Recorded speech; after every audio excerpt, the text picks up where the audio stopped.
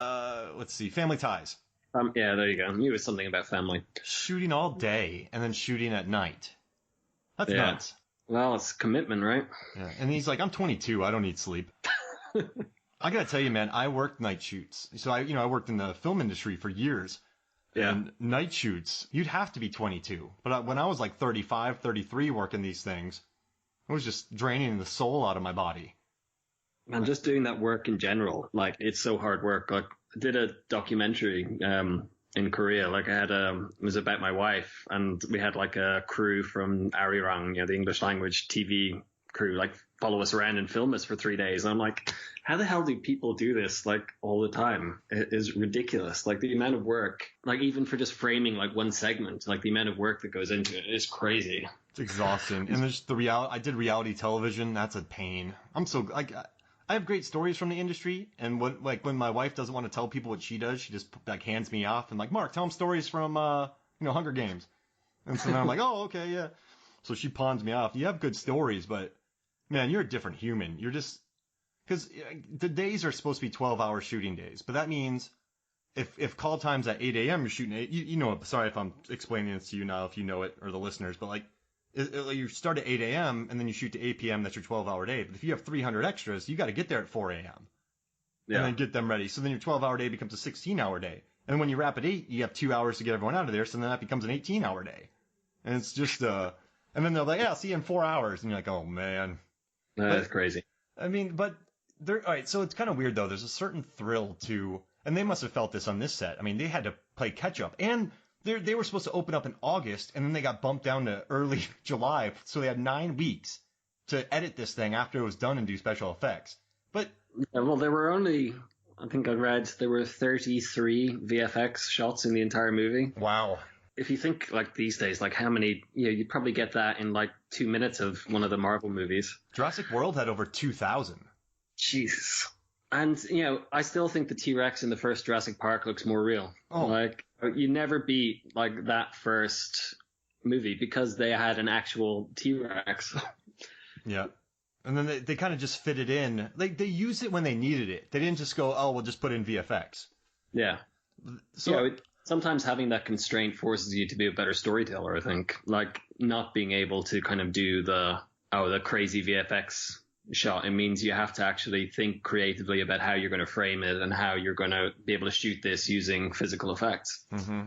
And that's what they had to do on this one. But it's kind of crazy that Zemeckis went on Polar Express and Beowulf. Well, he did Who Framed Roger Rabbit as well, which is a great one. Again, with Christopher Lloyd. That character, when he puts that tiny shoe into the acid, that's terrifying. And then his eyes bug out when he gets smushed. Yeah, the dip was terrifying. Oh, gosh, I feel so bad for that shoe. This is a baby shoe. Yeah. A sweet soul just got destroyed. And another tangent here, but so I have a video, I guess by the time this comes out, but I did something for Rotten Tomatoes where it's going to be a Jurassic Park versus Jaws, this summer blockbusters. I was really surprised. So I put this up there, and Jurassic Park got 75% of the votes. Or something like that against Jaws. And I was kind of surprised, but I think I'm in a Jaws bubble. Like, I'm in a shark movie bubble. But I guess Jurassic Park, man, people just love that movie. And I think it's kind of the epitome of a summer blockbuster. I remember seeing that in the theaters. That blew me away. And I had, like, dinosaur movies. I had dinosaur toys. I was like, everything dinosaurs. Like that. Do you think it's a fair comparison between the two with like kind of Jurassic Park versus Jaws? Because Jaws wasn't meant to be a summer blockbuster, right? Jaws was meant to be like... Well, basically, when Jaws came out, they didn't have summer blockbusters. Like Jaws basically invented that. So, you know what's kind of crazy? They started marketing a year before, and they went to Cannes out of competition, and then they were some of the first to really start doing TV ads. And then that worked really well, and they marketed with the book a lot. So I think that said it. And then Jurassic Park, dude, they had 100 companies do 1,000 licensed items for them. Remember when we watched Jurassic Park? If we wanted a Jurassic Park anything, we could find it back in the 90s. The movie almost pokes fun at it. It's like, take the logo, slap it on a lunchbox. Yep. And... Oh, man. I love that movie. I was just watching all those clips again. So, I mean, do you think Back to the Future sort of, I mean, it was the highest grossing movie in 85.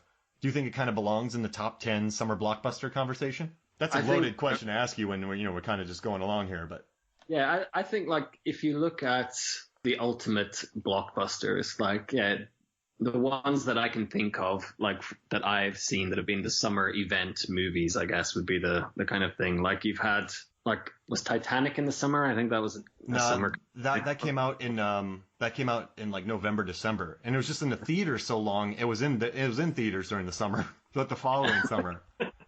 Yeah, I remember there were like queues around the block for that. But things like Avatar, that was summer, right? And like all the Avengers. Yeah, Avengers was. Avengers. Yeah. And like, so I have the top 10 highest grossing if you want to hear them. Domestic. I got Star Wars Episode 4, A New Hope, E.T., Jaws, Empire Strikes Back, Return of the Jedi, Jurassic Park, Phantom Menace. I'll keep going. Lion King, Raiders of the Lost Ark, Forrest Gump, Grease, Jurassic World, Avengers, Dark Knight, Ghostbusters, Shrek 2, Spider-Man, Independence Day, Incredibles 2, Dead Man's Chest, Batman, Finding Nemo. Yeah, those, it's amazing how many of the top ones are kind of Spielberg adjacent. Oh yeah. Like he's the kind of, that's his genre, I guess, the summer blockbuster like Jaws, E.T., he was kind of, George Lucas's best mate. So kind of throw in Star Wars, obviously indie. Yeah, those guys rolled deep. They made some money on those movies. You know what I think helps? So let's take out New Hope, Empire Strikes Back, Return of the Jedi, and let's look at kind of E.T., Jaws, Jurassic Park, and Back to the Future. They all feature fantastical stuff, but it feels grounded. Does it not? Yeah. And the thing that grounds it is often through the eyes of the younger characters. Like you have like the kids in Jurassic Park, again, relatable. You've got Marty as kind of your younger, E.T. obviously with Elliot, and I can't remember what Drew Barrymore's character was, the little sister. Those kids were so good. I think Spielberg cast kids perfectly too. What great cat! And then I guess they kind of hit. I mean, so let's see. The dude from Jurassic Park, he was in Bohemian Rhapsody. He played the drummer. That made me so happy seeing him in there. I'm like, Jurassic Park. Whenever I see kids, people, anybody from that movie, like when I watch Tremors, I'm like, she was in Jurassic Park. Yeah. Oh, so this is random, but watching Back to the Future made me appreciate Tremors more. And I don't know, so in the beginning of the film, Kevin Bacon is peeing off the cliff that the tremor flies off of at the end. So in that film, they have their dynamic. And then throughout the beginning of the day, there's the lawnmower. There's the, they have the tractor that's working. They have the Pepsi machine that goes off.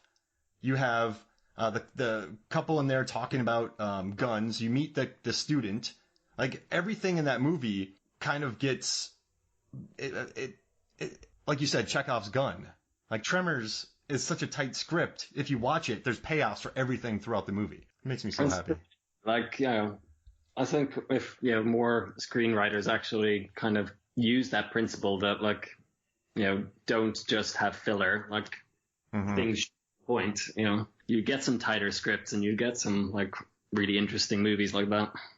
What's interesting is I don't think a lot of people. So I guess you and I, we're young film students, right? You and I are at USC, and we're there in like the early 2000s, right? 2001, I guess, is when I started college. When did you start? Like 2003. All right, so I take a break for 2 years, and then you and I start college in 2003. Like the screenplays, I think we're like, man, Tarantino, like I'm gonna write this non-linear, like tying everything back and forth in this cool dialogue, and like I think you really want to get super ambitious. You want to like write something that'll change the world. But I think it's almost better just to write a really good meat and potatoes script. I'm not saying Back to the Future is meat and potatoes, but I think everything ties together. It's not super stylish. I think it's almost kind of old fashioned, I guess, in its sense. Like it just seems, I don't know. The whole thing I'm saying is not a lot of people want to write that kind of script, right? They don't want to write just the tight thing. Some people, they just want to focus on dialogue, like Tarantino. Like, I haven't seen some of his later stuff, but he writes some great dialogue, and then others kind of hit and miss. But when he nails it, it's brilliant. Mm-hmm. And but it's only like people talk about Tarantino dialogue, but there's not many people who write like him, so it's no point to really mimic that. And there's nobody who really talks like that either. Oh yeah, you're right. You can almost tell immediately when he starts making his movies that it's a Tarantino joint. And I tell my film students all the time, like, just kind of in the beginning, man, they don't even know how to turn a camera on, but they want to start using Dutch angles. I'm like, guys, just like tell me a story in 1 minute with flat shots. I'm like, just make it look good. But yeah, I guess I'm not knocking on Back to the Future. I just kind of like how everything ties together. Like, I don't know, I dig it. I also like that. I don't know. What do you think about the music scene? Did you enjoy that as a kid? Him just rocking out? They almost cut that because it cuts the story short. It's just like it's a kind of slightly modernized version of like a classic rock tune, and it was just where he went all like Van Halen on it and just started like shredding the guitar. Like I was at that stage, like my uncle had introduced me to Guns N' Roses, and I was kind of into that whole kind of harder rock kind of guitar heavy kind of music. Mm-hmm. So I loved it. I was like, oh yeah, he's like playing like amazing guitar solos. And the kids were all into it until he got too hard. Yeah, and I was just like, yeah, that was really cool. And then just the choice of music in general in the movie is like fantastic. The two Huey Lewis songs are like perfect. Power of Love. Yeah, and then Back in Time, I think is the other one. I mean, that Power of Love. I think Huey Lewis, his kind of like, he's almost perfect for that movie because his music isn't R-rated. It's not even PG-13 rated. It's just kind of fun, poppy, like the Power of Love. It's like earnest kind of music. So I think that fits really well. Power ballady kind of like, or power, it's kind of hard to describe. It's proper 80s music, I guess would be the... Yeah, that's a song you could retire on right there. Yeah. This Back to the Future hits big, and for the rest of your life, it just you get money every time it gets played. Yeah. I love that. Royalties. All right, and then let's see, what else do we have in here? We got Crispin Glover. We've already talked about him being a complete creeper, but I guess I do like when he he knocks out Biff. And then how many bullies are in this school, by the way? So you have Biff and Billy Zane and his bullies, and then you have the other bully on the dance floor.